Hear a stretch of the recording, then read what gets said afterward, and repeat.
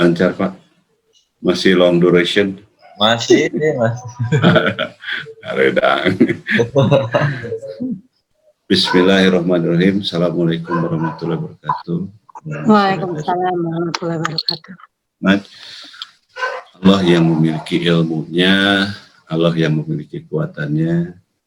Saya hanya menyampaikan, dan saya di sini juga bukan merasa menjadi orang yang paling pintar.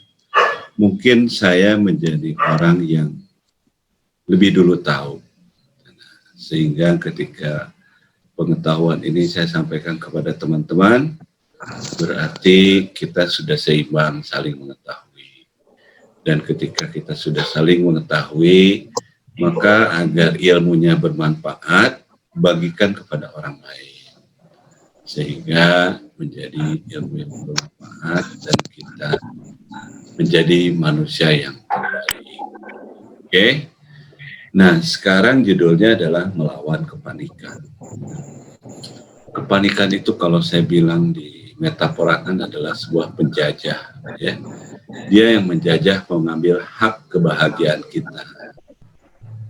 Nah, jadi panik itu adalah sesuatu yang namanya juga panik, ya, sesuatu reaksi di mana manusia itu akan bingung untuk melakukan apa-apa karena dia dalam keadaan panik, sehingga dia tidak fokus dan tidak tahu harus berbuat apa. Yang penting takut saya, yang penting saya nggak bisa, saya bla bla bla bla dengan alasan dan lain-lain. Oke, kurang lebih begitu. Jadi saya sarankan kepada teman-teman, ketika kita menghadapi sebuah permasalahan, maka yang perlu kita lakukan adalah mendefinisikan dulu katanya ini apa. Jadi kita tidak terbawa-bawa definisi yang lain, persepsi dari orang-orang lain. Nah sekarang anxiety, anxiety-nya seperti apa kita? Gitu kan? Awalnya dari mana? Nah definisi anxiety itu apa? Anxiety itu, oke, Pak Wahyu di yang kedua. Oke, nah gangguan kepanikan. Gangguan kepanikan itu adalah baru gangguan, ya. Jadi baru gimana ya? Kayak ada suara-suara, nah itu boleh gangguan. Tapi ketika sudah ada penampakannya, misalnya di depan sudah mulai ada yang putih-putihnya, baru itu serangan panik. Oh, itu panik. Tapi kalau gangguan itu baru, nah itu sebenarnya caranya nanti kita bisa alihkan. Karena gangguan panik itu datang berdasarkan stimulus dari panca indera kita, dari pendengaran, dari mata. Kita bisa sedang begini, di samping kiri kayak ada seperti apa, atau kita mulai mikirin apa.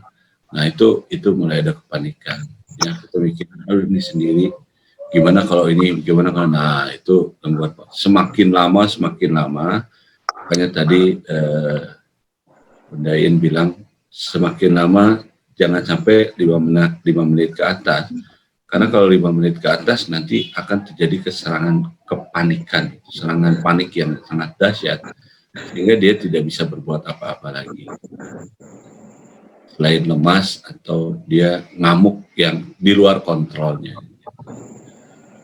Nah ini terjadi karena sebuah kecemasan. Dia mulai cemas dan lain-lain, ya. Sehingga dia mulai diri dia cemas, baru ada gangguan panik, terus ada serangan panik, ya. Nah banyak cara-cara untuk mengatasinya, terapi, fisioterapi, algofobia itu ada apa tadi ya, saya lupa masalah itu, sorry. Nah fisioterapi ini adalah sebuah alternatif atau cara pengobatan.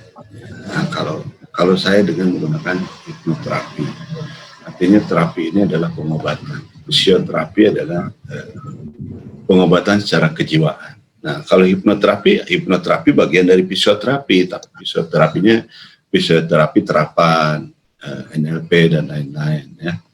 Nah, terapi kognitif perilaku yaitu kita mulai merubah suasana, merubah cara berpikir dan lain-lain sehingga perilaku kita akan.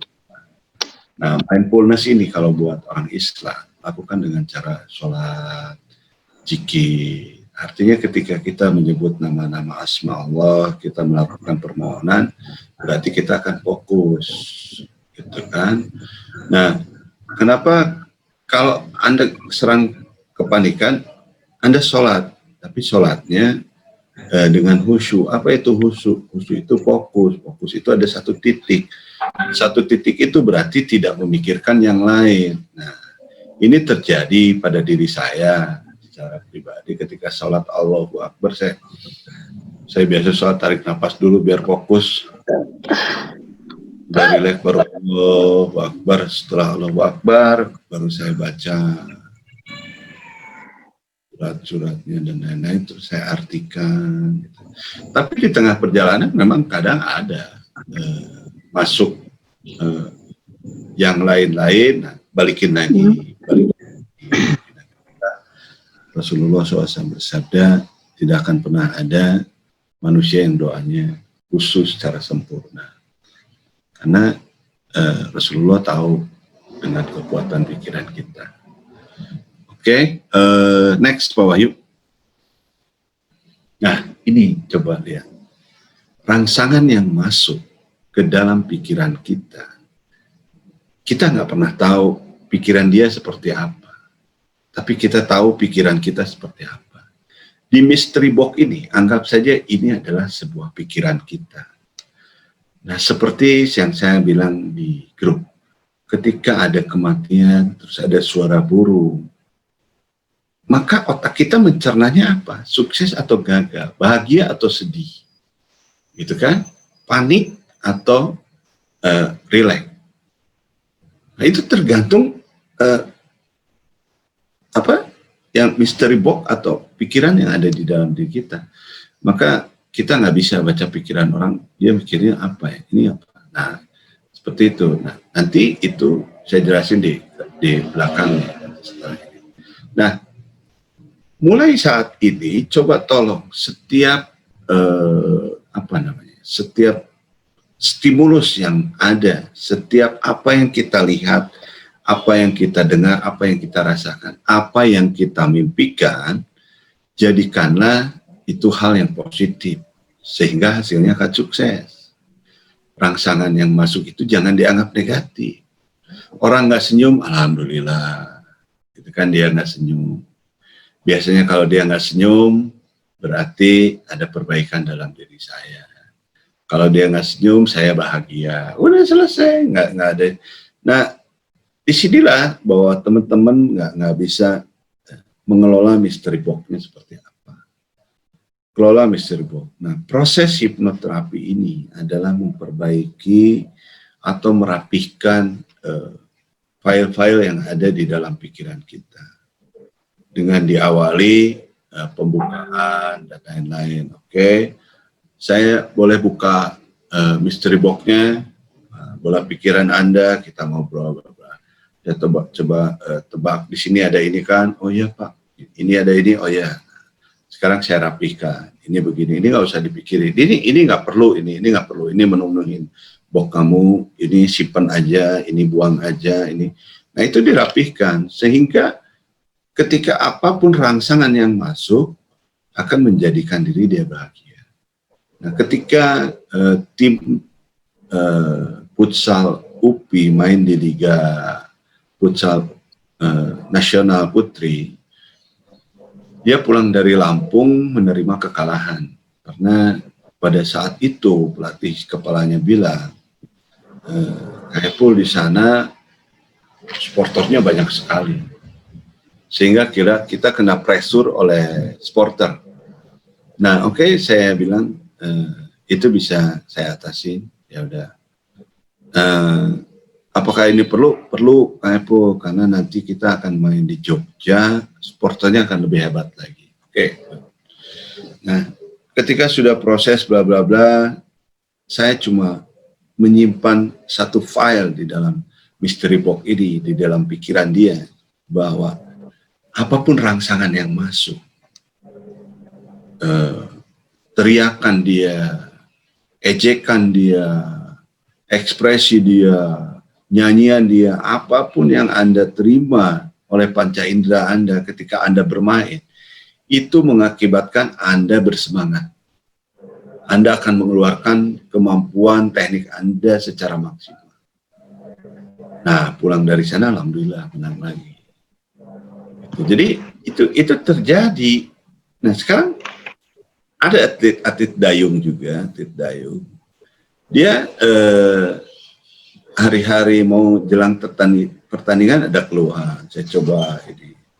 Akhirnya kata-kata saya terakhir, apapun yang kamu dengar dari orang lain, apa yang kamu lihat, dan itu akan membuat Anda lebih bersemangat lagi. Nah, ternyata Allah kirimkan pelatih di luar Jabar sama dia, dan dia ngomong begini, nggak usah siap-siap lah, Jabar mah nggak akan pernah juara, nggak akan pernah menang dari tim kita. Saya nggak sebut pelatih dari mana. Nah, dia bilang setelah pertandingan mendapatkan emas, alhamdulillah Kak Epo, terima kasih. Kak Epo udah ngebimbing saya. Nah, dia cerita bahwa ada pelatih gini-gini. Ketika dia mendengar pelatihnya ngomong itu bukan down. Biasanya saya down. Saya cuma ingat ucapan Kang Epo, dan itu menjadikan saya tidak sakit hati, menjadikan saya bersemangat, muncul untuk membuktikan bahwa saya yang terbaik. Artinya ketika rangsangan negatif maupun positif, tetap hasilnya harus positif. Nah, sekarang coba. Ya maaf, ada mitos. Ketika kita mimpi buang air besar, maka kita akan celaka. Akan ada satu malapetaka buat kita. Apaan? Saking yakinnya dengan bahasa-bahasa itu, kita akhirnya menunggu malapetaka itu. Kalau ditunggu ya datang. Ya, makanya ketika ada orang nanya, Kang, kalau saya mimpi itu, oh mimpi mau dapat rezeki. Ya, kalau Mbak Fira yang nanya, Kang, saya tadi malam mimpi ini, saya bilang, oh mau dapat jodoh. Itu aja, kasih aja yang positif semua. Nah, jadi orang tuh bahagia. Jangan pernah Anda membaca sekali-kali horoskop, ramalan bintang dan lain-lain, karena itu memang dilarang. Yang penting kita mah berprasangka baik. Bagaimana berprasangka baik? Ya mystery box-nya diperbaiki. Bagaimana cara memperbaiki mystery box? Tolong tulis setiap hari kata-kata positif Anda. Anda bilang, kamu harus berpikir positif, kamu harus berpikir positif. Tapi nyebut kata-kata positif aja susah. Coba sebutin 10 kata positif, pasti, berarti pikirannya belum positif. Karena apa? Ketika kita berpikir positif itu pasti ada bahasanya. Ya, language-nya seperti apa sehingga memunculkan sebuah program. Jangan sampai ketika orang disuruh rajin belajar, dikatakan, diomonginnya, kamu jangan malas. Nah, itu salah. Karena malas itu, jangan itu tidak mengandung arti. Yang mengandung arti itu adalah malasnya. Kamu jangan nakal, nggak boleh. Kamu nggak boleh minum minuman beralkohol, nggak boleh.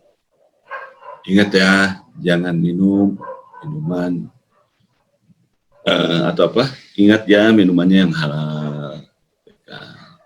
Itu. Jadi kalau di yang negatifnya disebutin, dia akan selalu, otak ini akan membaca bahasa negatif itu seperti apa. Dan otak ini akan penasaran jika dia tidak tahu artinya. Maka menjadikan sebuah perilaku. Bahwa mystery box itu ibarat pikiran kita. Bagaimana mystery box kita baik, isi dengan kata-kata yang baik. Bahasa-bahasa yang baik. Karena banyak buku, banyak penelitian bahwa bahasa itu akan merubah perilaku. Anda bisa lihat dalam satu keluarga, di mana keluarga ini bahasanya selalu bahasa, kalau orang Sunda itu bahasa Sunda lemes gitu kan. Nah, bahasa yang baik-baik, maka insya Allah keturunannya akan baik. Ya, karirnya bagus, ininya bagus. Tapi ketika dia dibilang, ya maaf ya, kayak siapa Delonok begitu kan, itu mengakibatkan perilakunya kan begitu. Dan itu juga tidak, akhirnya akan menjadi perilakunya seperti itu. Ketika kita ngomong A, dia pasti akan melakukan A. Oke, nah ada sebuah hadis dalam Bukhari Muslim bahwa sesungguhnya dalam tubuh manusia ada segumpal daging. Jika segumpal daging itu baik, maka tubuh manusia itu akan baik. Ya. Nah, jika buruk, maka manusia itu akan buruk. Nah, ini hadis yang nyata ketika teman-teman dulu salah menggunakan fungsi pikiran. Sehingga teman-teman menjadikan daging yang satu ini buruk, maka tubuhnya pun akan buruk. Ya. Nah, berawal dari pikiran. Kelola dulu pikiran sehingga kita akan mampu untuk melakukan sesuatu atau menaklukkan suasana. Oke, next Pak Wahyu.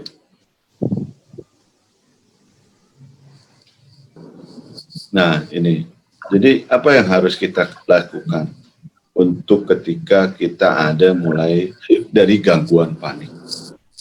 Pada saat gangguan panik ini, kita harus melacak ide Anda. Jadi biar kepanikan itu tidak datang, maka kita lacak ide Anda apa hari ini, apa yang harus saya lakukan hari ini, gitu kan? Nah, dan lakukan gitu. Nah, setelah ide itu kalau belum dilakukan, tulis aja dulu. Nah, tulis. Nah, karena ide itu kadang-kadang kita lupa, apalagi orang-orang yang punya kecemasan, yang salah berpikirnya. Saya nggak suka dengan orang kata-kata anxiety adalah penyakit. Orang-orang yang selalu dalam mystery box-nya negatif ini, dia nggak pernah punya ide. Dia hanya memikirkan sakitnya, dia hanya memikirkan masalah dia. Solusinya tidak dipikirkan. Nah, ketika ada ide, tulis aja dulu biar nggak lupa. Ide-ide positif, tulis. Nah, nanti saking banyak itu hadir. Nah, ketika stimulusnya ada, maka akan disambungkan dengan ide yang pernah kita pikirin, yang pernah kita tulis. Misalnya kita menulis, saya ingin bikin bakso yang enak. Nah, saya ingin bla bla bla bla, gitu kan. Nah, ketika ada kita ke pasar ngelihat daging, maka ide itu akan muncul karena kita sudah menulisnya. Paham ya sampai di sini ya? Nah, untuk selanjutnya adalah mengajukan pertanyaan baru pada diri kita setiap hari. Sebuah pertanyaan yang kreatif dan aktif untuk memperbesar daerah kesadaran kita. Gitu kan? Jadi pertanyaan-pertanyaan ini ajukan, gitu, yang kreatif. Misalnya, kok kamu sekarang jadi sehat ya? Gitu kan? Oh iya, karena saya sudah melakukan beberapa terapi dan melakukan perubahan secara kognitif dan lain-lain. Nah, itu pertanyaan yang kreatif dan aktif. Terus untuk memperbesar daerah kesadaran kita. Atau misalnya Anda boleh bertanya juga, kenapa ya saya kalau ngedengar kematian itu harus cemas? Nah, dilogikakan coba. Kreatif, Anda kreatif. Oh iya ya, padahal nyawa itu urusan Allah. Di rukun iman juga disebutin, oh kita harus percaya pada qada dan qadar. Dan yang menjadi hak prerogatif tentang nyawa itu Allah. Tidak ada satupun. Anda melakukan bunuh diri juga, itu tidak akan mati kalau Anda belum waktunya. Tapi Anda bisa mati kalau direncanakan dengan baik dan benar. Artinya doa dan usaha Anda bersungguh-sungguh. Oke? Nah, selanjutnya terus mengikuti bidang Anda, baca buku, jurnal perdagangan, sibukkan diri Anda. Seringan mungkin, yang ringan aja. Misalnya pekerjaan Anda numpuk, cari yang ringan apa dulu. Yang ringan nyapu-nyapu, yang ringan beres apa. Nah, nanti ya sama ketika kita mau olahraga juga. Apa dulu ya, aduh malas, aduh. Makanya kemarin saya jelasin, kasih target 10 menit aja. Oke, sekarang saya mau beres-beres rumah, cuma waktunya 10 menit. Nah, gitu. Karena kecemasan itu akan hadir ketika Anda ngelamun, ketika Anda sendirian. Gitu kan, ketika Anda ada di daerah kekosongan. Jadi Anda berpikir, aduh capek, aduh ini, aduh belum ini, aduh belum itu, aduh. Tapi Anda tidak mengerjakannya. Tapi kalau Anda mengerjakannya, Anda fokus ke pekerjaan mulai dari kecil, maju 10 menit, 10 menit, 10 menit, ya itu akan hilang. Itu karena Anda sudah merubah suasana. Anda sedang mencari suasana yang terbaik ketika itu. Nah, kegiatan-kegiatan ini Anda sedang mencari suasana baru. Gitu. Ada buku baca, ada apa, ini. Nah, suasana baru sehingga lupa dengan trigger atau stimulus yang secara tiba-tiba datang. Oke, next Pak Wahyu. Kenapa nggak keluar? Next lagi Pak Wahyu. Nah, terlibat dalam komunitas, hobi kreatif. Nah, kalau sekarang kan memang lagi suasananya begini ya. Kita terlibat di komunitas yang sederhana saja, apalah jualan online atau apa. Ya kalau saya bilang daripada Anda beli obat untuk penyakit atau apa kesalahan Anda berpikir, lebih baik Anda ngemodal rugi, tapi badan Anda sehat. Ya, jualan online aja, pura-pura jualan, jual ke teman, saya yang penting ada kegiatan. Nah itu Anda bayar kegiatan Anda, ya syukur-syukur untung. Rugi juga nggak apa-apa, daripada saya harus beli obat, daripada saya sakit, mending saya sehat. Anggap aja beli obat tapi benar-benar sehat, tidak berpengaruh pada tubuh kita. Intinya cari kegiatan, sehingga kata kegiatan itu akan merubah suasana Anda.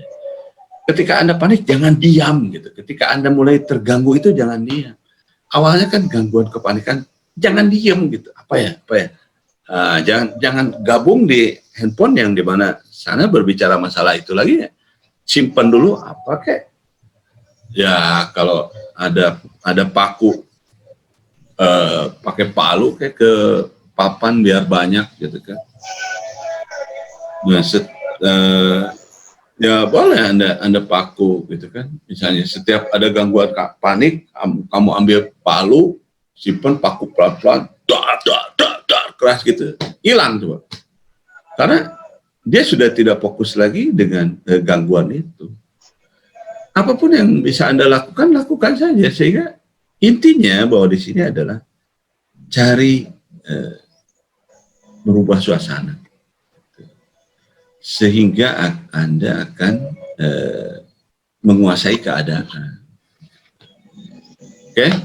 Milikilah keberanian dan kepercayaan diri. Jadilah pelopor, bertahan memiliki kegiatan untuk mengatasi rintangan yang menghalangi jalur solusi. Nah, seperti yang saya tag kemarin bahwa ketika Anda percaya diri bahwa Anda bisa, maka sejuta solusi akan hadir. Tapi ketika Anda menyatakan diri Anda tidak bisa, Anda tidak percaya diri, maka sejuta rintangan akan hadir dan itu akan menjadi alasan. Yang anehnya adalah orang-orang yang gagal, orang-orang yang salah menggunakan fungsi pikirannya, itu dia akan bangga dengan kegagalannya. Nah, misalnya ada satu anak buah disuruh sama si bosnya, kamu kerjain ini. Saya nggak bisa, Pak. Coba dulu, Pak nggak bisa. Terus dia coba. Terus hasilnya gagal. Tuh kan Bapak nggak percaya, saya kan nggak bisa Pak. Nah dia bangga dengan nggak bisanya kan, karena itulah mental yang salah. Tapi kalau orang yang sukses itu, dia akan selalu minta maaf. Maaf ya Pak ya, belum sempurna, boleh saya coba lagi.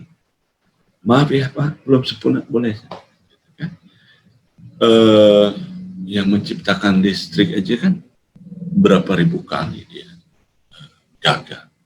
Kentucky aja berapa ribu restoran yang dia hadapi untuk menjual resepnya, tapi nggak pernah laku.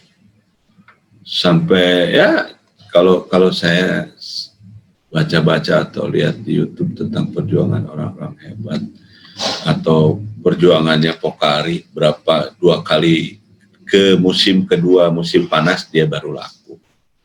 Di ininya nggak laku, sampai dibagi-bagiin juga nggak mau. Tapi ketika sudah mau ini musim panas datang, itu akhirnya laku.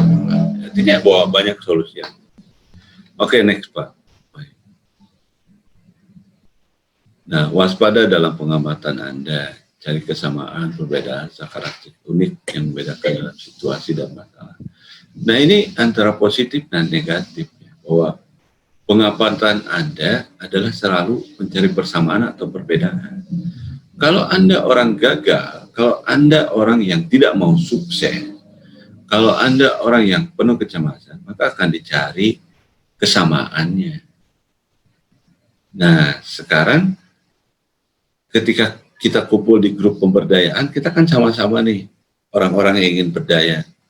Nah, muncul sebuah perbedaan, ya jangan kebawa beda, biarkan dia beda sendiri, karena kita mah sudah sama-sama duduk di sini, gitu kan. Nah, malahan kita nah ini sebuah hukum, di mana bahwa manusia ini kebanyakan adalah ketika ada di satu lingkungan, maka dia akan menunjukkan bahwa saya lebih daripada mereka.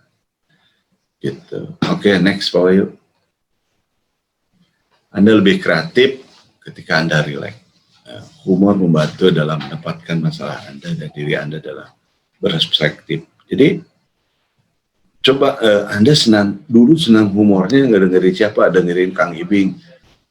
Dengerin aja Kang Ibing. Ketika suara mulai ada gangguan, mulai dengerin Kang Ibing. Kayak tadi Pak Wahyu dengerin lagu, Vira dengerin lagu, dan itu kreatif. Kenapa? Biar Anda rileks. Jadi otak yang tegang karena sudah mulai ada gangguan, rileks lagi. Atau enggak, kalau mulai gini aja lah, secara sederhana ya. Kalau Anda mulai, aduh, panik, woi, gitu, direwas maneh gitu, hilang. Coba. Karena otak ini akan merespon perilaku tubuh kita. Coba Anda cemas, hilang. Gitu. Anda teriak keras atau lari seperti apa? Nah itu karena akan ada perubahan suasana. Ya, dan yang terpenting adalah belajar dari kegagalan orang lain, biar kita tidak pernah gagal. Dan ikuti jalur sukses, biar kita menjadi selalu sukses. Oke, next point. Pelajari tentang hal di luar spesialisasi Anda. Gunakan penumpukan silang, membawa ide dan konsep dari satu bidang atau khusus ke bidang yang lain. Jadi kita akan jenuh. Jadi begini, misalnya titik jenuh itu ada, tapi kita harus coba alihkan dengan suasana yang lain. Misalnya Anda biasa ngepel itu lantai dari atas ke bawah. Nah sekarang balikin dari lantai bawah ke atas. Nah ada suasana yang dirubah. Misalnya saya kalau cuci pakaian itu adalah pagi-pagi, lakukan siang hari atau enggak sore hari. Nah dirubah itu kan sama dengan merubah suasana. Intinya bahwa begini ya, bahwa teman-teman jangan pernah menyerah dengan keadaan. Bahwa kata orang juga kehidupan, maaf ya, perempuan itu menjenuhkan, besok begini, besok begini. Tapi coba kita lihat orang-orang tua kita dulu dengan kehidupan yang tanpa mall, ya, tanpa gadget, dia nggak bisa ngomong sama tetangga juga, kali-kali mungkin keluar karena anaknya banyak. Ini, tapi mereka bahagia. Mereka adalah orang-orang yang ikhlas, ridho terhadap kehidupan. Jangan menyamakan sesuatu hal yang terlalu mudah. Kita harus mencari sesuatu itu dengan sulit, karena ketika kita sudah berjuang dengan kesulitan, kita akan lebih bangga untuk menerima. Oke, next Pak Wahyu. Oke, fleksibilitas mengatasi bias praduga yang melihat masalah dari sudut pandang yang segar. Jadi lihatlah masalah itu dengan sudut pandang yang segar, selalu mengembangkan setidaknya 2 atau lebih solusi alternatif untuk masalah Anda. Jadi cari alternatif 1, alternatif 2, alternatif 3. Jadi jangan sampai udah ini, udah selesai, itu. Oke, next Pak. Oke, sikap terbuka terhadap gagasan atau yang dimiliki orang lain. Dengerin dulu, jangan sampai kita tuh merasa jadi niatnya nyerang. Kalau kita niatnya menyerang dengan ide-ide orang lain, maka kita nggak akan mendapatkan manfaat. Itu kan ketika Imam Syafi'i berjalan keluar rumah, ketemu anak yang sedang main egrang, gitu. Kata Imam Syafi'i, hati-hati kamu nanti jatuh. Anak itu kemudian turun dan berkata, bukankah engkau yang bernama Imam Syafi'i? Ya, ada apa? Kata Imam. Kata anak, itu hati-hati engkau imam besar. Jangan sampai ucapanmu salah. Nah itu, dia pada saat itu pun menangis. Artinya kalau terbuka, itu akan menjadikan kita lebih maju lagi, lebih luas lagi pikirannya, dan kita menjadi orang pintar itu, kalau dia tidak menyatakan pintar, dia akan belajar. Tapi kalau orang pintar, dia sudah merasa paling pintar, dia nggak akan pernah belajar. Banyak atlet-atlet yang gagal untuk mencapai puncak prestasi yang tinggi karena dia sudah terlalu bangga dari awal. Tapi kalau dia, masih kurang, besok lawan saya akan begini, saya harus begini. Sama dalam kehidupan sehari-hari juga seperti itu. Oke, next Pak. Oke.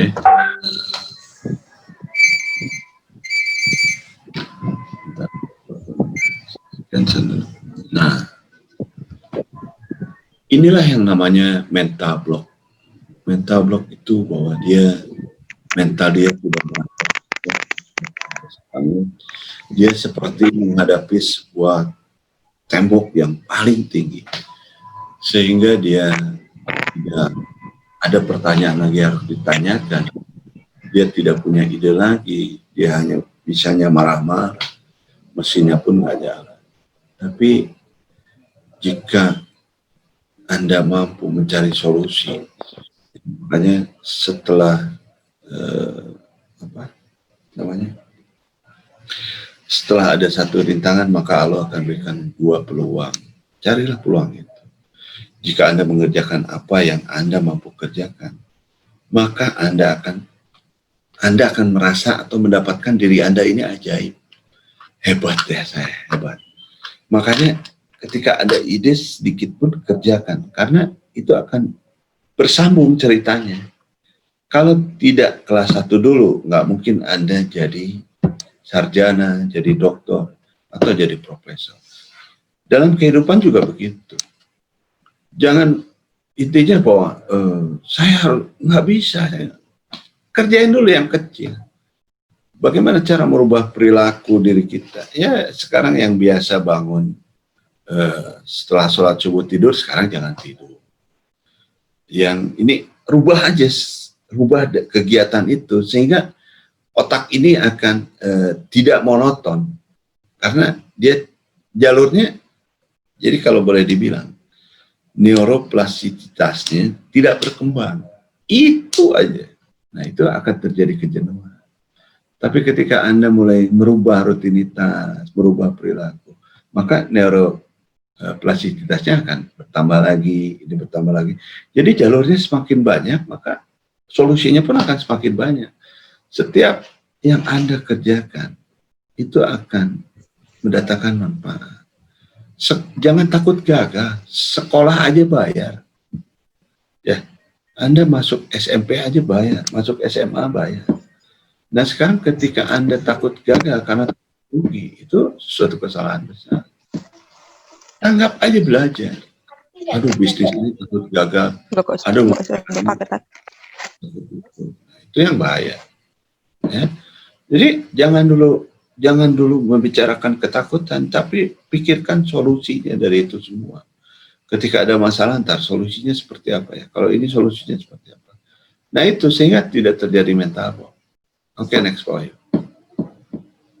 Nah seperti di gambar ini, bahwa dia selalu mendefinisikan bahwa masalahnya ini terlalu sempit untuk sebuah jawaban atau sebuah solusi. Jadi apapun jawabannya, apapun solusinya, itu nggak akan pernah masuk ke dalam pikiran Anda.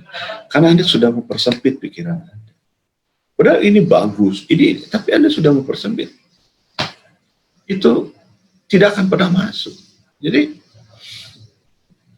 yang perlu Anda lakukan adalah, coba Anda definisikan dulu masalah itu, sehingga Anda tahu jawaban apa yang pas. Nah, sering ketika teman-teman terapi dengan saya cuma nanya, ada masalah apa? Karena intinya bahwa Anda mulai cemas itu adalah Anda mulai tertolak atau ada rasa takut kehilangan. Maka terjadilah selanjutnya takut tertolak, selanjutnya takut kehilangan, akhirnya pikiran kecemasan datang. Nah, seharusnya Anda mendefinisikan masalahnya itu. Sehingga Anda tahu jawaban yang pas untuk masuk ke pikiran Anda. Oh, ini pas kan? Ini pas. Jadi jangan semua dicerna, jangan semua dimasukin. Yang terjadi sama orang-orang yang kemarin salah menggunakan pikiran ini adalah semua diambil ya. Akhirnya jadi cari yang terbaik sehingga dia mendapatkan solusinya. Nah, yang kedua adalah dengan asumsi ada satu jawaban yang benar. Nah, bahwa jawaban saya begini, padahal sudah ada alternatif lain untuk menyelesaikan masalah ini. Tapi dia merasa sebentar bukan ini. Daripada nunggu itu dulu dicoba, itu jawaban. Nah, itulah mental block, bahwa dia merasa bahwa diri dia pintar, atau dia gengsi, atau dia seperti apa. Padahal jawabannya sudah ada, ini sudah ada. Tapi dia sebentar. Ya kayak beginilah. Mungkin beberapa teman itu kan berhasil dengan hipnoterapi, gitu kan. Oh saya mana nggak bisa dihipno, saya nggak bisa. Ya itu pilihan sendiri. Bahwa Anda sudah punya mental block terhadap itu semua. Mental Anda sudah terblok dengan rasa Anda merasa paling pintar, Anda merasa paling ini. Jadi asumsinya nggak akan pernah masuk. Oke, next point. Nah, terganggu oleh informasi yang tidak relevan. Ini yang terjadi di grup-grup yang berbicara tentang kecemasan. Yang dibicarakan adalah masalahnya, sehingga masalah itu akan bertumpuk. Nah, sementara jawabannya itu di balik masalah itu sebenarnya. Kalau Anda tahu masalahnya itu untuk mencari solusi, untuk mengatasi masalah, maka jawabannya akan ada. Tapi yang terjadi bahwa Anda selalu berbicara tentang masalahnya. Cari solusinya. Oke, yang kedua adalah Anda kadang-kadang merasa tidak sabar. Udah gali 1, 2, 3, udah tinggal gali satu lagi, di situ ada kesuksesan, di situ ada jawaban. Jadi pertolongan Allah itu last minute. Makanya ada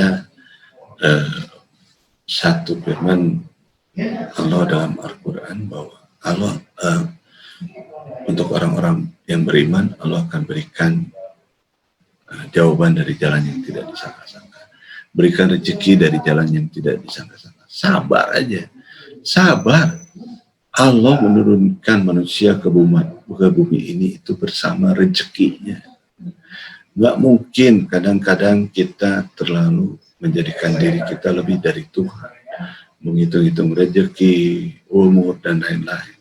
Sementara itu urusan Tuhan, kita ikut ngurusnya, pusing lah.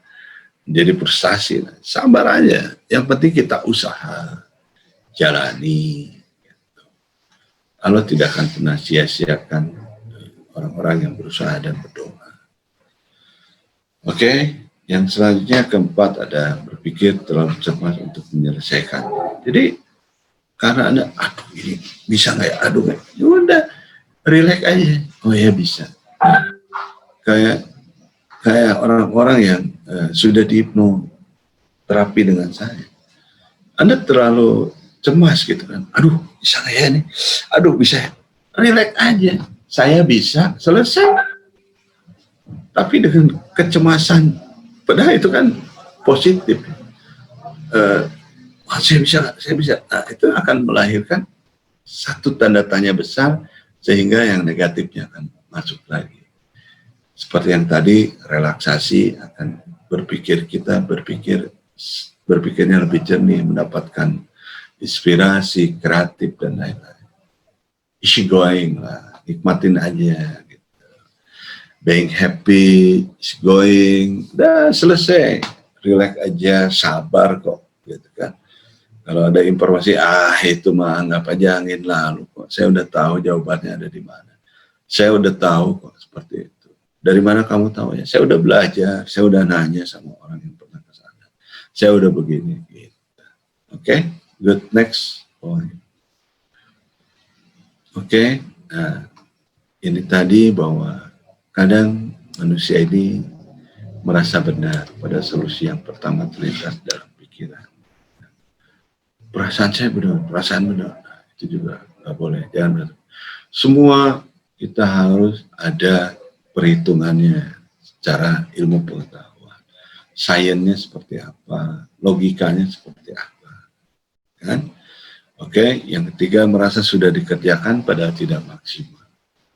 Ya Allah, kurang apa saya? Saya sudah zikir pagi petang. Saya sudah sholat. Saya sudah ini. Bos, kenapa kasbon saya tidak bos tanggapi? Makanya bos bilang gitu. Kirain teh kamu teh main-main mau pinjam uang teh, dah kamu mah tukang heureuy, dah kamu mah tukang bercanda. Bisa jadi si bosnya begitu, ya kan? Nah, Allah juga itu. Emang kamu berdoa sama saya? Mungkin Allah pikir kamu sedang olahraga karena nggak fokus. Ada ulama bilang ketika pertama takbir, kemudian kita memalingkan wajah kita, maka Allah mengatakan, wahai hambaku, lihat aku di sini. Itu cerita dari ulama. Ketika dia memalingkan yang kedua, wahai hambaku, lihat aku di sini. Katakan apa yang kau inginkan. Tapi ketika yang ketiga dia memalingkan, wahai hambaku, silakan. Maka Allah akan abaikan, Allah pergi dari saya. Gitu, ya. Jadi kita jangan pernah merasa sudah maksimal, tapi kita harus tetap evaluasi apa yang kurang, apa yang nggak bisa. Ya, ketika Anda error melakukan sebuah pemungsian pikiran, itu rata-rata ya, rata-rata itu karena ada kegagalan dalam hidup Anda. Apakah Anda terintimidasi, Anda tertolak, Anda kehilangan, dan lain-lain. Sehingga ini akan merembet ke sana kemari. Oke, next Pak Wahyu. Nah ini mungkin pernah ada gambarnya, bahwa mengapa mental block itu terjadi karena persepsi. Persepsi itu adalah ilmu pengetahuan yang dimiliki berdasarkan pengalaman atas perjalanan yang tersimpan di alam bawah sadar. Alam bawah sadar adalah persepsi, pengertian, dan cara pandang seseorang terhadap segala sesuatu kehidupan. Alam sadar inilah yang menyebabkan adanya alam luar. Ketika saya mendengar gonggongan anjing itu, buat saya anjing itu mungkin sedang melihat hantu yang berjalan. Kenapa saya bilang begitu? Karena di alam bawah sadar saya, dulu waktu kecil pernah ada orang yang lebih gede atau orang yang punya prioritas ngomong seperti itu. Padahal ketika saya lihat di luar, anjing itu menggonggong karena ada orang yang lewat, atau dia dilempar sama batu. Banyak persepsi-persepsi yang memang tidak sama. Saya bilang jalan dari Bandung ke Jakarta itu pemandangannya bagus. Tapi ada orang yang bilang dari Bandung ke Jakarta pemandangannya cuma jalan tol lurus. Ya karena dia lewat jalan tol, sementara saya lewat puncak. Itu persepsi. Jadi jangan pernah kita menyamakan dulu persepsi. Tapi samakan dulu ilmu pengetahuannya sehingga kita terjadi sebuah persepsi yang sama. Oke, next Pak Wahyu. Oke, nah ini bahwa gejalanya, tentang gejala bahwa apa yang terjadi di otak saya, ini boleh Anda tanya sama diri Anda sendiri tentang gejala, apa yang terjadi di otak saya dan dalam tubuh saya, sampai saya menyebabkan gejala panik. Coba dijawab, sehingga Anda akan menemukan jawabannya. Tapi kalau yang sudah sehat, jangan. Meskipun saya tahu bahwa saya tidak dalam nyata dan saya tidak dalam bahaya ketika saya mengalami serangan panik, gejalanya terasa berbahaya. Apa yang bisa lakukan untuk mengurangi itu semua? Oh, kalau gini saya harus apa? Ini saya lakukan. Nah, jadi kita tuh mencari solusinya. Itu kan bukan memperbesar-besar masalahnya. Oh, saya panik, ini gimana? Wah, ini saya panik, ini kalau begini. Tapi cari solusinya, bagaimana ya saya bisa menghilangkan. Coba saya teriak, atau saya mengalihkan, atau saya minum yang banyak, atau seperti apa. Mengalihkan suasana sehingga otak ini akan pindah fokusnya. Gitu. Karena saya bilang, dalam 1 menit ada 50 pikiran. Nah, mungkin dari 50 pikiran ini, sudah setengahnya adalah negatif. Gitu kan. Sorry. Dari setengahnya itu negatif. Nah, maka itu akan terjadi kepanikan. Alihkan lagi, lawan lagi sehingga sumber-sumber atau pikiran-pikiran kita selalu positif. Oke, yang ketiga adalah ketika saya merasa kecemasan saya meningkat atau saya mulai panik, apakah ada yang bisa saya lakukan untuk mengurangi atau menghentikan serangan itu? Keempat, apa cara agar bisa memperlambat detak jantung dan pernapasan yang cepat? Pikiran yang berlebih, detak jantung, dan pernapasan yang cepat ya berawal dari pernapasan dulu. Lagi, napas saja yang panjang, buang secara berlahar. Nah, itu kenapa orang harus marah, dan orang yang marah, orang ini dia harus melakukan napas, tarik napas, karena sebenarnya dia satu sedang memberikan oksigen kepada otaknya karena dia panik, otaknya bekerja keras sehingga butuh oksigen yang banyak. Yang kedua, dengan tarik napas dia akan fokus pada pernapasan, melupakan masalah. Oke, next Pak Wahyu, satu lagi. Nah, ini yang terpenting, bahwa tanya pada diri Anda ketika saat ini, maka insya Allah Anda tidak akan pernah panik lagi. Anda tidak akan merasa bahwa diri Anda dikuasai oleh yang lain. Ya. Bahwa apa yang Anda pelajari dari gejala ini semua, Anda mencari efek dan masalahnya, atau Anda sedang mencari solusinya? Anda yakin terhadap efek dan masalahnya, atau Anda yakin terhadap solusinya? Pilih aja situ. Ketika Anda nyampe di sini, dan Anda memilih ke yang B, maka yang bawah itu nggak perlu dijawab lagi. Karena Anda sudah mendapatkan solusi. Tapi kalau belum, maka Anda pertanyakan dulu. Masalah apa yang sedang Anda hindari? Apa yang menyebabkan Anda begitu? Jangan salahkan mendungnya, jangan salahkan hujannya. Tapi yang disalahkan, kenapa kamu nggak mau pergi ke kantor? Kenapa kamu nggak mau makan ini? Nah, pasti ada masalahnya. Kenapa? Nah, kalau seorang istri itu lebih sensitif terhadap perilaku yang berubah pada suaminya. Kenapa suami saya sekarang nggak mau minum kopi? Nah, ada apa? Oh, karena sedang bermasalah dengan saya, berarti dia menghindari kopi karena takut kopinya diracun, misalnya begitu. Ya, takut ada cyanidanya. Terus yang ketiga, apa kekurangan dan kelemahan Anda? Jadi Anda harus tahu dulu, oh saya kurang ini, saya kelemahan ini. Rubah, cari solusi untuk biar Anda bisa lebih. Ya, coba baca para legend, orang-orang yang selalu diceritakan. Yang awalnya dia punya kekurangan, akhirnya dia bisa sukses dan lain-lain. Karena dia tidak berpikir dengan kekurangan dan kelemahannya. Tapi dia berpikir untuk karya apa yang harus bisa saya lakukan. Gitu kan? Apakah Anda tertolak dalam kehidupan Anda? Apa yang sudah tertolak? Lupakan, ikhlaskan.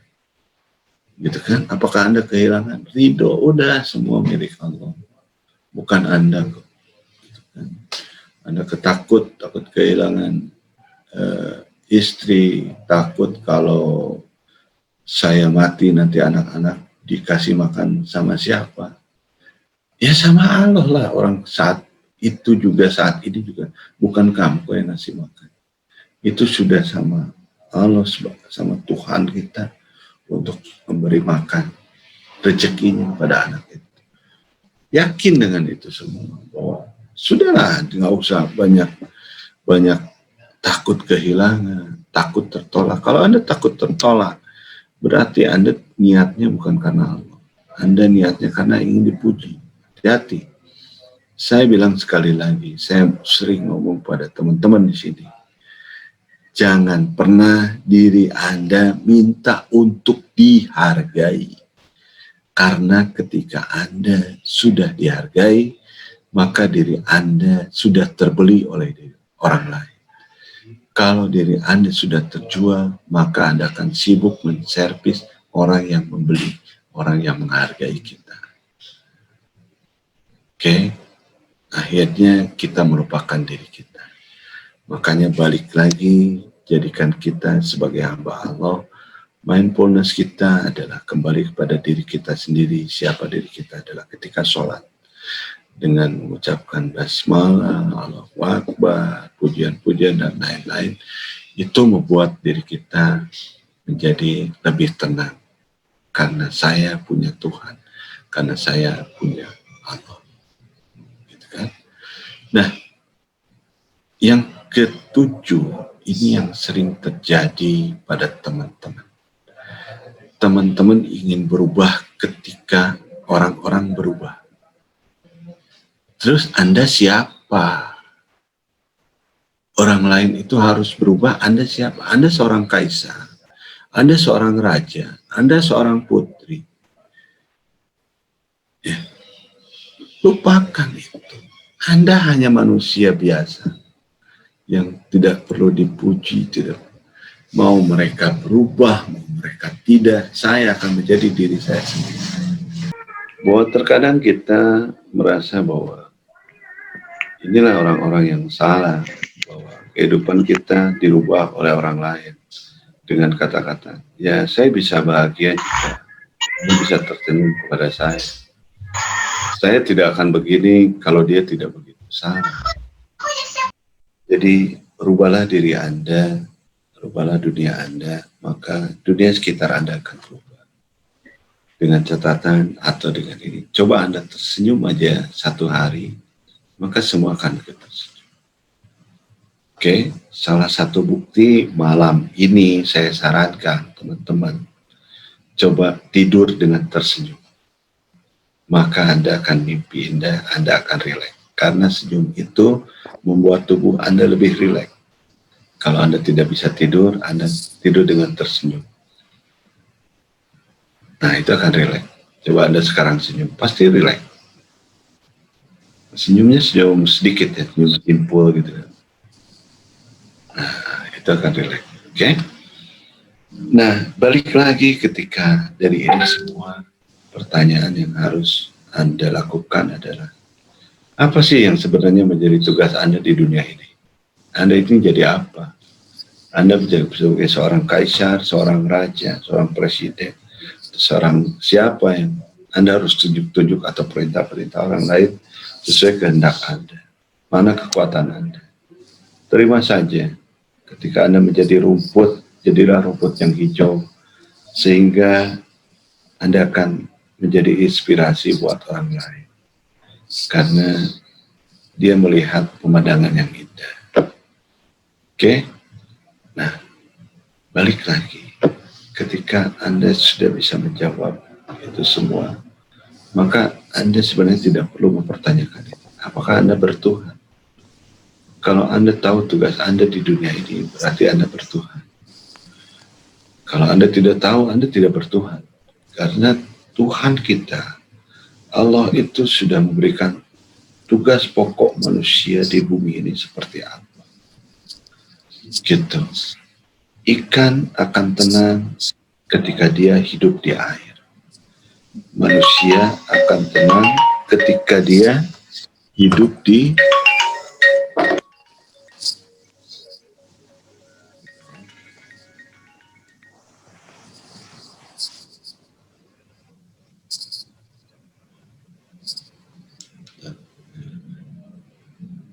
Kenapa kayak kue itu depan? Oke. Nah, jadi manusia itu akan tenang ketika dia hidup dalam agama. Ikan akan tenang ketika hidup dia dalam air. Ketika ikan meloncat keluar dari air, maka dia akan ngap-ngapan dan mati. Sama diri kita. Tuhan sudah mengatur semua.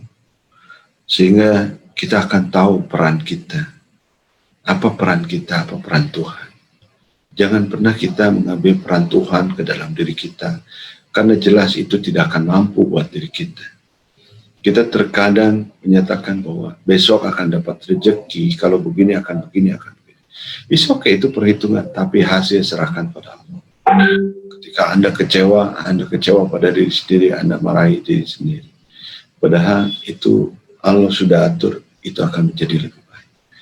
Terkadang apa yang kita rasakan duduk hari ini, Anda punya suami seperti si A, seperti si B, seperti si C, yang sekarang, atau Anda punya suami yang sekarang itu, yang awalnya dulu Anda merasa bahwa seharusnya Anda cocok dengan si D, si E, gitu kan. Tapi ternyata si D, si E, untung saya nggak jadi. Nah, rencana Tuhan itu lebih indah.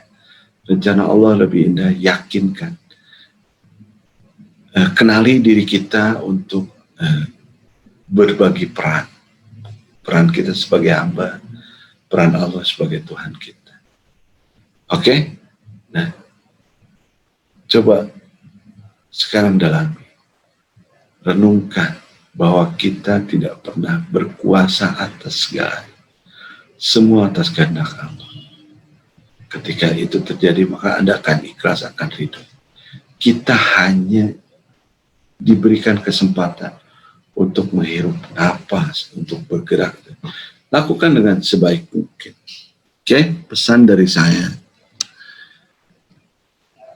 Kegagalan dalam hidup ini hanya dua. Yang satu adalah dia mengeluh, yang kedua adalah dia ketakutan. Orang yang ketakutan itu dia tidak pernah melakukannya. Tapi orang yang mengeluh, dia melanjutkan kehidupannya, tapi dia selalu mengeluh, artinya dia tidak pernah bersyukur. Oke, itu saja dari saya. Selamat malam buat semua. Silakan teman-teman yang mau nanya. Aku tuh pengen nanya, Kang. Tapi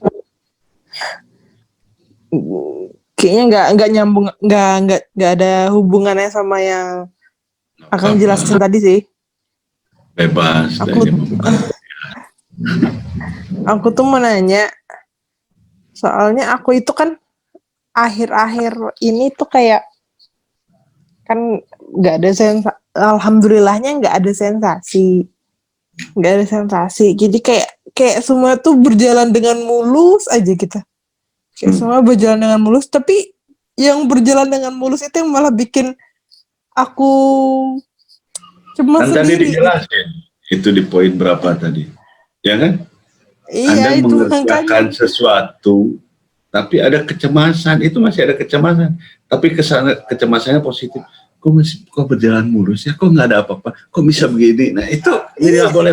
Enggak, maksudnya tuh jadinya berpikiran, malah berpikirnya tuh kayak jadi kayak ini ada sesuatu yang bakal terjadi nggak sih? Jadi kayak gitu, Kang. Jadi kayak jangan sering cemas-cemas yang kayak gitu.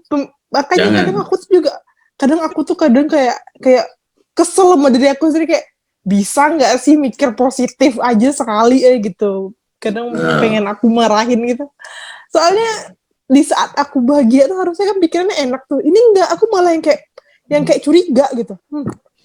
Kayak ada bau-bau yang mencurigakan nih, kenapa mulus banget nih hidup aku gitu. Yang biasanya tuh kayak ada sensasi, terus, ada apa nih kok. Terus kalau saya jadi Pira balik nanya, mau lu apa? Itu lah yang iya, itu bahkan aku sendiri juga kesel sama diri aku sendiri, Kang. Bahkan aku aja kesel sama diri aku sendiri, kayak jadi gini, kamu tuh apa sih gitu. Ya, lama-lama jadi curhat, lama-lama jadi penguatan. Karena curhat itu adalah sebuah penguatan. Jangan pernah kita curhat suatu masalah pada orang lain. Tapi carilah solusi, bertanya, bagaimana caranya? Jadi kalau ada masalah, cari solusi dengan kata-kata bagaimana caranya. Berarti kita sedang mencari solusi. Ya. Intinya gini, yang seperti tadi saya jelaskan. She going being happy. Ikuti aja suasana yang terbaik dalam diri kita. Jangan kita pernah bertanya dengan kekhawatiran. Kok bisa? Bisa nggak ya? Selanjutnya, nanti ada apa? Nah itu marahin. Kalau yang seperti gitu marahin. Udahlah. Nah itu boleh. Tapi ketika Anda sukses, ketika Anda ini hargain dia. Sama ketika Anda kerja disuruh sama bosnya, Anda sudah kerja benar, sudah kerja baik, sudah rapi, sesuai petunjuk, sesuai SOP, bikin undangan seperti ini dan lain-lain. Dia tanda tangan, dia kirim, kepake sama dia, tapi kamu tetap dimarahin. Kamu bikin undangan itu juga salah. Padahal benar tadi kepake, udah tanda tangan. Ini maunya apa sih? Kamu juga kesel kan? Nah, jangan sampai kita nyakitin diri kita sendiri dengan bahasa itu. Sehingga terjadilah bentrok di dalam tubuh kita. Maka syukurin segala sesuatu. Oke, bagus. Kamu bagus. Keren. Oke, sip, bagus. Sehingga yang negatifnya itu akan hilang dengan sendirinya. Intinya bahwa untuk menghilangkan yang negatif, tumbuhkan yang positif. Bagaimana menumbuhkan yang positif? Uji diri kita. Bilang terima kasih kepada diri kita. Lakukan sebelum tidur. Kamu, Vira, kamu keren tadi. Kamu udah bisa senyum sama orang yang paling kamu benci. Walaupun dia tidak senyum, tapi kamu bahagia kan? Keren, itu yang paling gue suka. Itu. Ya. Gitu. Jadi jangan dibalikin. Kamu tadi keren. Nah, apa kata dunia nanti? Ya, kamu senyum-senyum sendiri, maluin gini-gini. Nah, udah. Paling positif. Oke? Paham ya? Oke. Nikmatin aja. Proses hipnoterapi ini saya bilang Di website saya juga ada penjelasannya kenapa hipnoterapi ini lebih efektif, karena dia juga bisa membangun plastisitasnya. Jadi yang biasanya plastisitas itu terbangun karena perilaku, tapi kita bangun dulu softwarenya sehingga perilakunya akan terjadi. Oke? Oke. Ya.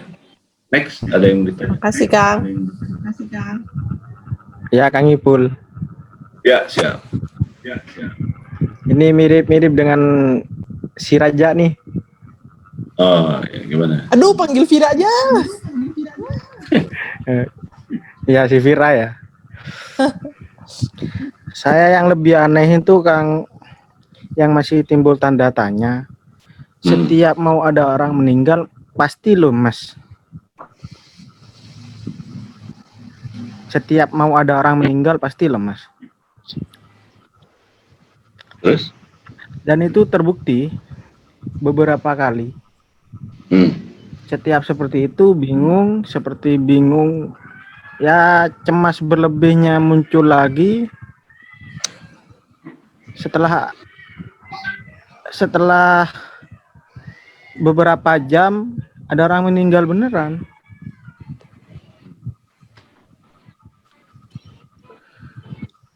Ya, Kalau pas sudah dengar berita orang meninggal itu baru berangsur-angsur normal lagi, Bang. Itu cara pengalihannya gimana ya?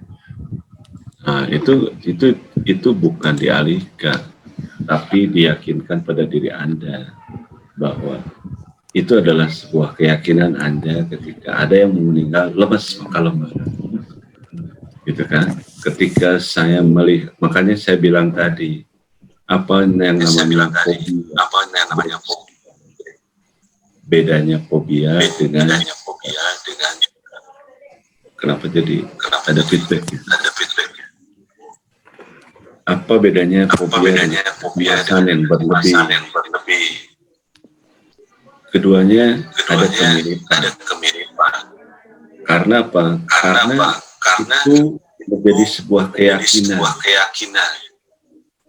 Ketika keyakinan terjadi dalam pikiran kita, dalam otak kita, maka itu akan terjadi.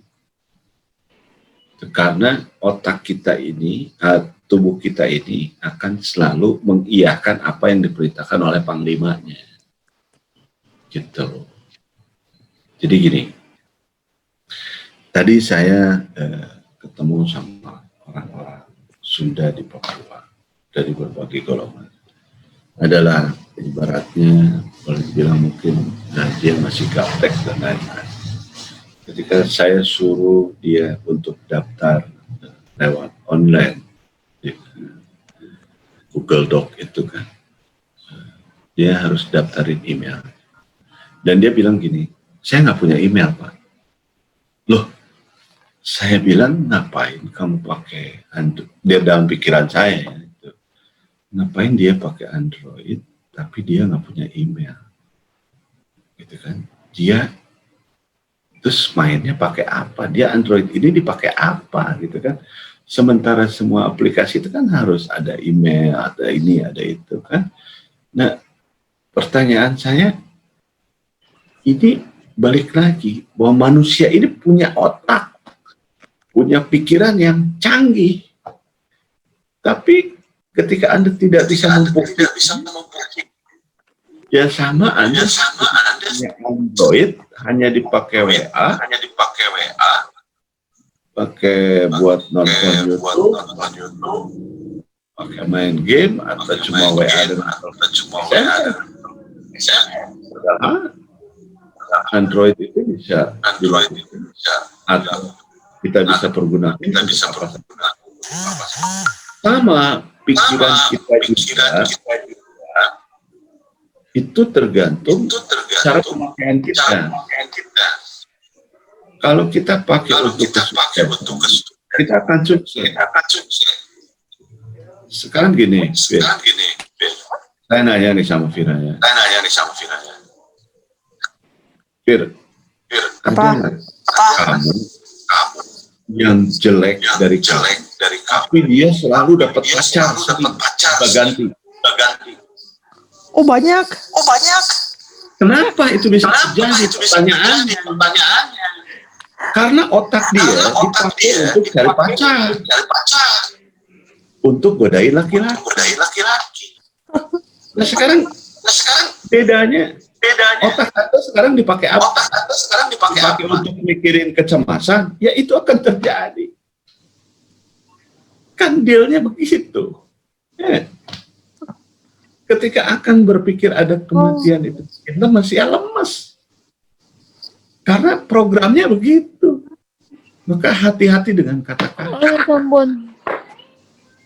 Karena kata-kata itu akan merubah suasana dan menjadikan sebuah perilaku.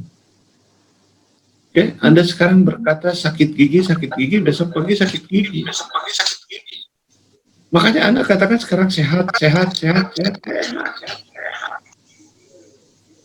Cobain nanti malam Anda tidur dalam keadaan tersenyum. Maka waktu tidurnya akan lebih cepat dan kualitas tidurnya akan lebih bagus. Logikanya, coba sekarang Anda tersenyum. Senyum sedikit aja. Nah, santai kan, hidupnya rileks kan. Coba sekarang Anda melotot berpikir tentang jawab pertanyaan saya. Sekarang jawab pertanyaan saya. 5 kali 5 tambah 7 tambah 9 kurangi 3 dibagi 2 kali 10 dibagi 12. Tegang nggak otot kamu? Tegang. Iya, ngapain coba? Ngapain? Harus memikirkan yang tidak ada gunanya. Terus ngapain? Kang Epul juga nanya begitu, dan ngapain kamu juga ikut mikir? Tidak, saya mah cuma main-main aja. Sama, saya bilang begitu. Ya, nah sekarang begini, hati-hati dengan ilmu pengetahuan. Kira-kira ilmu pengetahuan itu tidak berguna, jangan pernah Anda download, jangan pernah Anda simpan baik-baik. Ya, sekarang begini, coba kalau rasanya jeruk apa? Manis. Ya, nah, Pak, manis ya. Siapa namanya? Ibrahim ya? Siapa? Rizky. Rasa jeruk manis ya. Kalau rasanya apel? Ada manis. Ada asam. Okay. Kalau rasanya buah kenot-not? Apa tuh Bang? Kan? Karena nggak tahu, jadi jangan tahu. Ya, karena saya juga ngarang. Iya kan? Nah, artinya kenapa Anda bisa melakukan sebuah jawaban? Karena Anda sudah tahu ilmunya. Anda sudah pernah merasakan, Anda sudah memegangnya, dan Anda meyakinkan bahwa jeruk itu manis. Dan sensasinya ada. Nah, sekarang saya ambil gelas ini ya, saya bawa gelas. Kemudian saya ada jeruk nipis, saya peres ya, Rizky ya, saya peres ke gelasnya, saya kasih air, saya kasih gula sedikit, saya kasih air, saya kocek, kemudian saya cium. Nah, sekarang apa yang terjadi? Air liurnya keluar kan? Kenapa keluar? Karena di otak kamu itu ada memori kalau jeruk lemon itu rasanya seperti apa, dan kamu pernah mengalami, dan kamu meyakini itu, sehingga hadir. Nah, jangan pernah menghadirkan yang tidak berguna. Menghadirkan ada orang yang mau mati, saya lemas. Emang dia mau mati? Tapi kan kalau setelah saya pikirin itu pasti ada yang mati. Ya banyaklah di rumah sakit yang mati. Ya, saya kalau ditilang polisi, alasannya begitu. Kenapa nggak pakai helm? Itu Pak, ada yang mati Pak. Di mana? Di rumah sakit Pak. Ya di rumah sakit pasti ada yang mati. Nah, polisinya juga kan panik. Oh ya udah, hati-hati kamu. Gitu. Nah, itu jadi kalau disambung-sambungin pasti nyambung. Janganlah. Jangan pernah mikirin sesuatu hal yang tidak berguna. Ngapain mikirin buah kenotot? Anda tahu juga enggak. Nggak tahu, udah selesai. Jangan mikir. Akhirnya tahu, akhirnya dia download, akhirnya ternyata buahnya sama. Ketika Anda menyatakan ketika ada orang mati, orang yang mau meninggal, badan saya mau lemes. Pertanyaan saya, kamu hebat. Ya, orang mau meninggal, kok tahu? Yang nyabut nyawa itu siapa? Kamu kenal sama malaikat pencabut nyawa? Hah? Sampai kamu dan itu kejadian kan, suka meninggal. Kalau saya lemas berarti itu meninggal. Nah itu hebatnya setan. Iya, Pak, tetangga itu yang ke-trigger saya, yang khawatir tetangga malah. Karena pikiran Anda, karena pikiran Anda meyakini itu semua. Jika engkau menjadikan sesuatu itu jadi, maka aku akan turut menjadikannya. Biar engkau menjadi temanku di neraka. Itu kata setan. Kedepannya kamu akan merasa bangga. Kedepannya kamu akan merasa punya telepati atau seperti apa, punya kekuatan gaib. Wah ini udah nggak lama lagi. Hebat. Udah bisa ngobrol sama malaikat. Kecuali amalan-amalan kita bagus. Ketika amalan kita bagus, maka kita akan mendapatkan ilham. It's okay, saya meyakini orang yang punya kemampuan itu. Tapi pertanyaan saya yang tadi 10 yang saya tanyain, kita ini siapa? Terlalu banyak berprasangka yang bukan hak kita untuk berbicara, hak kita untuk melakukan itu semua. Kita takut mati. Kenapa takut mati? Oh karena amalannya belum ada, ini belum ada. Ya udah mati mah pasti datang. Dan itu urusan Allah. Yang penting kamu perbaiki amal ibadah kamu. Gitu. Oke? Udah kejawab? Oke, siap. Nah, ya, balik lagi. Pikirin secara logika. Gini, ini penting ya. Perhatikan ya. Ini harus menjadi sebuah keyakinan. Coba bayangkan, kapan pertama Anda dinyatakan punya kesalahan berpikir atau boleh dibilang anxiety, kecemasan yang berlebih. Itu datangnya tiba-tiba dan mengendap lama. Dan sekarang dia bisa nggak perginya tiba-tiba? Bisa, orang datangnya aja tiba-tiba kok. Hilang kok. Iya kan? Iya. Yang Anda yakini bahwa anxiety itu tidak akan pernah hilang dalam orang-orang yang pernah menderita. Siapa bilang? Orang sehat juga ada anxiety-nya. Anxiety itu kan nilai kecemasan. Itu anugerah Allah yang Allah berikan kepada kita untuk kita jaga-jaga dalam kehidupan kita ini. Kita harus jaga-jaga apa sih yang harus kita lakukan. Saya cemas dengan mendung, berarti saya harus bawa jas hujan. Saya cemas ngelihat orang mati, berarti saya harus beribadah. Ya, itu kan, sok cemas apa? Kita cari jawaban yang positif. Selesai. Ya kan? Itu. Oke, next. Ada yang mau ditanyain lagi? Saya Kang. Ya, boleh. Pengen nanya cara ngelupain rasa sakit, maksudnya ya gitu yang kayak kemarin ketika saya lagi hipnotis sama Akang itu, jadi setiap harinya tuh saya ketakutan rasa sakit yang pernah saya alami itu kumat gitu. Nah, jadinya nggak enjoy gitu, setiap hari tuh ketakutan, takutnya tiba-tiba inilah saya lagi aktivitas tuh takut kumat. Misal sakit punggung saya takut kumat, nanti tuh saya ke rumah sakit lagi gede lagi. Nah, saya tuh pengen dilupain rasa sakit itu tuh gimana jadinya? Otot-otot saya tuh kayak yang tegang gitu, yang jadi dirasa-rasa gitu di badan saya tuh. sekarang waktu kamu dipenuhi sama saya, udah sehat kan? Udah sembuh. Cuman beberapa saat lagi kok Nah, kerasa. karena kamu mengerjakannya dengan cemas. Akhirnya cemas, aduh gimana biar jadi.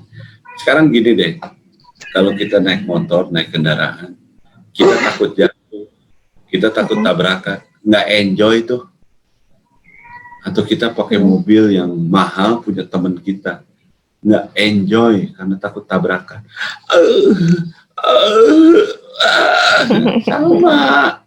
Sama kamu itu udah dikasih barang mewah, udah kasih sehat, udah dikasih bahagia, nikmati aja. Udah selesai, udah gua sehat, udah ya nggak ada apa-apa lagi. Iya kan jadinya lagi makan cemas, lagi aktivitas apa ngurus anak jadinya cemas karena takut sakit lagi gitu. Besok pagi kamu bisa telepon saya, oke? Iya. Di bawah jam 10 kalau di sana di bawah jam 10 ya, karena di sini bedanya 2 jam. Jam 12 saya harus ke kantor. Saya ngantornya jam 12 pada lohor. Oke. Ya, intinya ya bahwa enjoy lah ketika kita mendapatkan sesuatu yang positif, enjoy aja, nikmatin aja. Ya, ketika kita dikasih makan atau dikasih bakso teman kita, ini kasih racun ya, aduh ini gimana ya, ini sama sakit perut nggak ya, ini baksonya dari babi nggak ya, ini aduh nggak, udah dikasih kok masih banyak berprasangka buruk, udah nikmatin aja. Saya tahu teman saya baik, teman saya orangnya soleh dan soleha, soleh atau soleha, soleh dan soleha mah berarti ada 2 kepribadian. Teman saya adalah soleh gitu kan, berarti dia nggak akan pernah ngeracun saya. Terus saya nikmatin aja. Apa yang harus dipikir? Capek, ayo jangan capek-capek, bangkit, nikmati hidup ini ya. Ngapain berprasangka buruk? Janganlah kalian meninggal, janganlah kalian mati dalam keadaan berprasangka buruk pada Allah. Nah, kan saya mah tidak berprasangka buruk pada Allah, Kang. Saya berprasangka buruknya pada ya sama saya. Ya, apalagi berprasangka buruk, aduh takut mati, takut ini, takut penyakit, aduh nanti anak saya nggak bisa, ada yang ngasih makan, aduh gimana istri saya nih setoran nih, sedikit nanti cemberut dan lain-lain. Ketika Anda mikir begitu, datang ke rumah cemberut, ya istri udah dikasih duitnya sedikit, cemberut lagi ya, jadi pas saya. Jadi aja kejadian kan begitu.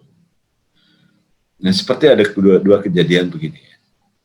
Yang satu dia curhat sama saya, Kang saya mau cerai. Kenapa? Ya karena begini. Kamu masih mencintai? Ya kan. Saya mencintai, saya masih sayang. Begini. Gitu. Nah, saya kasih advice begini. Yang satu lagi, Kang saya mau cerai. Kenapa? Wah pokoknya udah. Wah, pokoknya dia menghujat habis-habisan istrinya. Nah, ketika pulang dua-duanya ke rumah, ini rumah ini. Yang satu yang tadi menghujat, itu dikasih kopi juga sama istrinya, dikasih kopi. Dia baru pulang kasih kopi. Kopinya tuh tumpah sedikit sampai ke tatakannya. Nah, si laki-laki ini bilangnya apa? Tuh kan kamu sekarang udah nggak mau ngurusin saya. Biasa tumpah begini. Ini juga jadi nggak bener kasih kopi. Wah jadi marah. Tapi orang yang tadi yang bilang dia masih mencintai, ketika dikasih kopi sama tumpah, dia bilangnya gini, ya Allah, mungkin dia stres, ada masalah dengan saya. Ya, karena tadi sudah dibilang sudah akan berpisah dan lain-lain. Ya ampuni saya ya Allah. Udah nggak apa-apa deh begini. Nah itu persepsi akan berbeda tergantung apa yang ada di kepala dia. Makanya coba bikin wajah ini nih, jangan turun ke bawah nanti cepat tua. Senyum. Nah saya ini umurnya berapa tahun? Coba Mbak Apri, saya umurnya berapa tahun? Siapa Kak Epul? Kurang Apa lebih ya? lah. 45. Alhamdulillah lebih muda 5 tahun. Saya 50 tahun. Oh, Tapi buat saya enjoy aja, senyum aja. iya, Ya, masa tua saya juga pengennya kayak gitu, kayak nanti Epul. buat ibu-ibu semua kita bikin khusus acara ibu-ibu. Saya akan hipno cantik tanpa operasi. Mau. Ada. mau. Ada skripnya, saya baru nemu. Oh begini tujuannya begini. Ya, itu Mau sama. Kak Epul. Artinya bagaimana membangkitkan gairah kehidupan kita, senyum kita, cara pandang kita, cara berpikir kita. Itu yang membuat kita enjoy. Ketika pikiran kita enjoy, maka semuanya akan mudah. Ya. Tapi kalau pikiran kita ruwet, begini-begini, cemberut, ya, mau tidur cemberut, udah gak akan enak. Ya.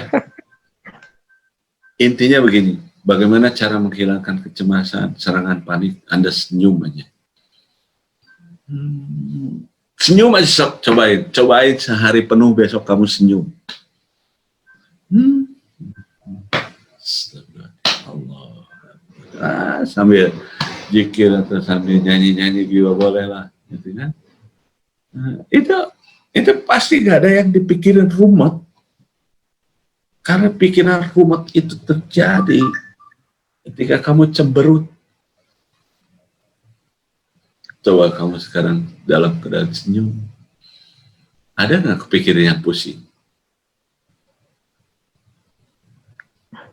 Nah, kalau punya utang juga jadi lupa kalau senyum. Kamu senyum mikirin utang bisa nggak? Enggak. Ya kan? Enggak kan? Ya udah, itu aja kuncinya. Ya, senyum sedikit. Gitu. Jadi jangan senyumnya lebar nanti jadi kayak orgianya. Senyum aja. Nanti kecil sarwanya. Pira itu nanti besok ke kantor langsung. Aduh, Pira sehat. Nanti gitu. Dijauhin sama teman-teman kantor langsung. Senyum aja, senyum. Jadi orang melihat bahagia, kita juga bahagia. Oke, next. Ada yang bertanyakan lagi? Atau kita tutup aja? Oke, buat teman-teman, saya terbuka ketika waktu saya luang untuk bantuin teman-teman untuk mengatasi permasalahan-permasalahan yang berawal dari pikiran ini. Karena insya Allah saya mungkin lebih tahu duluan tentang ilmu pikiran ini dan saya ingin berbagi. Setiap minggu kita ada kelas untuk berbagi tentang apa yang akan saya share. Nah, maaf tadi saya pikir kita akan ngobrol, tapi karena ada something wrong di grup, sehingga ini Pak Wahyu minta judul sama saya juga asal nyebut aja, udah nyebut, waduh, saya materi itu ada nggak, makanya saya bikin dulu materinya dengan mendadak, jadi saya nggak begitu baik menguasainya. Kan ada beberapa yang, aduh saya lupa ini apa, gitu kan. Jadi dalam kehidupan saya sehari-hari, silakan Anda ganggu, karena dengan Anda mengganggu saya, itu masalah buat saya. Ketika saya punya masalah, maka saya akan mencari solusi. Ketika saya mendapatkan solusi, maka ilmu pengetahuan saya akan bertambah, berarti saya akan hidup lebih tenang lagi, lebih nyaman lagi. Karena saya tahu ketika menghadapi masalah, solusinya begini, solusinya begini. Perubahan dalam diri saya, dalam kehidupan bulan-bulan ini itu ada pengaruh dari teman-teman. Ya, saya mencoba untuk sholat lebih baik lagi karena saya mengucapkan bagaimana untuk sholat yang baik. Jadi selalulah berkata positif, beri semua orang motivasi, karena sesungguhnya ketika Anda memberikan sebuah motivasi pada orang lain, maka Anda sesungguhnya sedang berafirmasi. Afirmasi itu kata-kata yang menguatkan pikiran kita, body kita, sehingga itu akan terjadi.